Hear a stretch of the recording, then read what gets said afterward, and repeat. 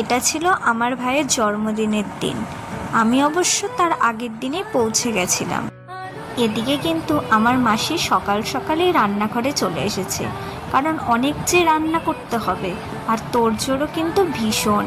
এদিকে হচ্ছিল মাছের মাথা দিয়ে মুগের ডাল, আর এদিকে সব কাটাকাটি কিন্তু হয়ে গেছিল, পেঁয়াজ কাটা। এদিকে সব ধরনের মাছ টাছ পরিষ্কার করে নুন হলুদ মাখিয়েও রাখা হয়েছিল। তারপরে রান্না বান্না হয়ে ছোটো মাসিও এদিকে রেডি, এদিকে বড় মাসিও রেডি হয়ে গেছিলো। দুপুর দুটোর মধ্যেই কিন্তু রান্না বান্না সবার কমপ্লিট হয়ে গেছিলো। দেখো আমার মাসিকে রেডি হয়ে কেমন লাগছে। ছেলের জন্মদিন, একটুখানি না সাজলে হয়? এদিকে মাসি আমাকে কিছু একটা বলছিল, এখন ঠিক মনে পড়ছে না। এদিকে ছোটো মাসিকে দেখে বললাম, ছোটো মাসি একটু হাই করে দাও। ওই দেখো দুই বোন মিলে একটু হাই করে দিল। আর এদিকে আমার দাদু তো ফোন দেখতেই ব্যস্ত। এই দেখো আমিও একটু চলে এলাম ক্যামেরার সামনে। আমাকে কেমন লাগছে অবশ্যই কমেন্ট করে জানিও। এটা ছিল আমার বড় মাসি, আর পাশেরটা ছোটো মাসি, আর এদিকে আমি। তারপরে কি কি রান্না হয়েছে সেটা চলো তোমাদের সাথে শেয়ার করি। ওদিকে ছিল লেবু, স্যালাড কাটা, সাদা ভাত, সাথে ছিল মাছের মাথা দিয়ে মুগের ডাল, তারপর লোটে মাছ। কার কার পছন্দ অবশ্যই কমেন্ট করে জানিও। তারপরে রুই মাছের কালিয়া, সরি ওটা কাতলা মাছের কালিয়া ছিল। এদিকে বাসন্তী পোলাও, সাথে কিন্তু চিকেন কষা, লাল লাল ঝাল ঝাল। তারপরে তো ছিল চাটনি, পাঁপড়, দই, মিষ্টি, সব কিছুই ছিল। তাহলে চলো এবার তো খেতে বসা যাক। আমরা দুপুর দুটোর মধ্যেই খেতে বসে গেছিলাম। প্রথমেই দিয়ে দিয়েছিল সাদা ভাত, তার সাথে মাছের মাথা দিয়ে মুগের ডাল, সাথে কিন্তু আলুর চিপসও ছিল। আমার কিন্তু এই কম্বিনেশনটা জাস্ট ওয়াও লাগে। তারপরেই দিয়ে দিয়েছিল লোটে মাছ।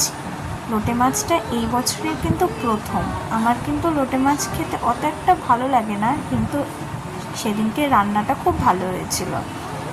এই দেখো তারপরে দিয়ে দিয়েছিল কাতলা মাছের কালিয়া। তোমাদেরকে হয়তো আমি প্রথমে বলে ফেলেছি রুই মাছের কালিয়া, না ওটা কাতলা মাছের কালিয়া ছিল। তারপরে দিয়ে দিয়েছিল বাসন্তী পোলাও। বাসন্তী পোলাওটাও কিন্তু খুব সুন্দর ঝুরঝুরে হয়েছিল, সাথে চিকেন কষা। চিকেন কষাটা কিন্তু আমার মেসো রান্না করেছিল, খুব ভালো হয়েছে। তারপরে দিয়ে দিল পাতের চাটনি। চাটনিটা ছিল আমের চাটনি। তারপরে দিয়ে দিয়েছিল পায়েস। পায়েসটাও কিন্তু খুব ভালো হয়েছিল খেতে। তারপরে পেট ভরে গেছিলো বলে আমি আর কিন্তু দই মিষ্টি এসব কিছুই খেতে পারিনি।